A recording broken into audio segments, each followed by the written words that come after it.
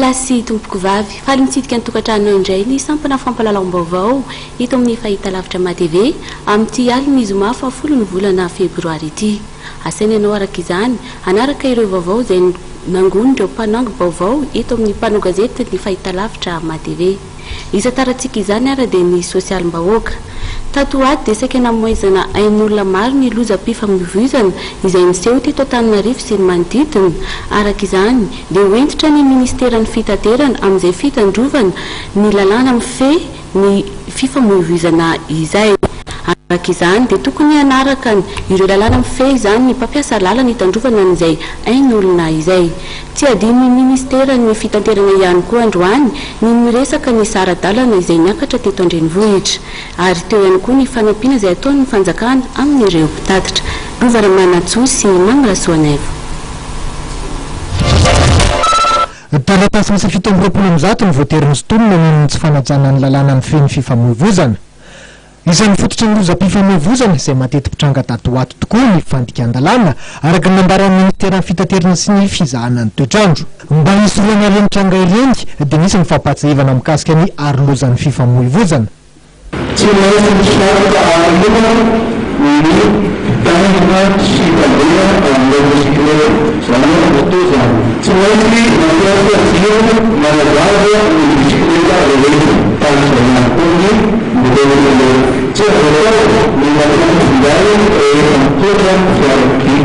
Tsy azo mampiasa fitara marika fiarakodia rehetra fitaraka tekina hatrany fandehana dia tsy azo ny fampiasana azy amin'ny fitaraka rehetra sy ny amin'ny sisiny rehetra.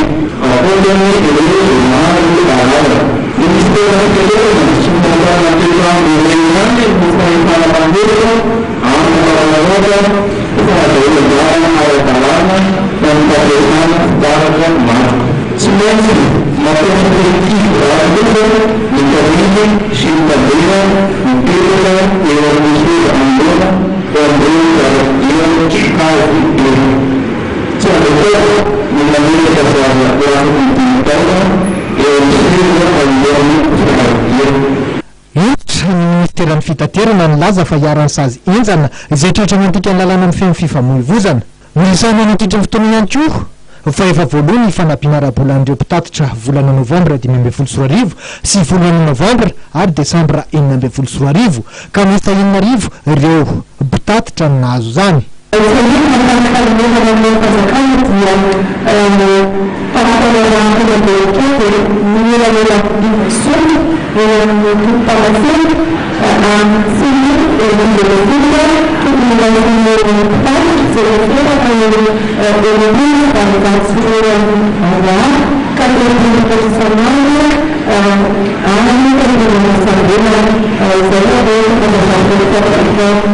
Efa ny tamitetika asa fandoavana ny fanampiana ara-bola faharoa ho an'ireo mpitatitra amin'izao fotoana zao ny fitondram-panjakana.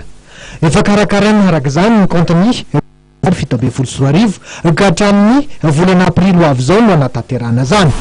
Nisongadina mandritra ny fotoana ihany koa fa efa misy ny resaka atao amin'ny coopérative UCTU amin'izao fotoana zao ka eritreretina hiverina 700 ariary ny saran-dalan'ny taxi be ato.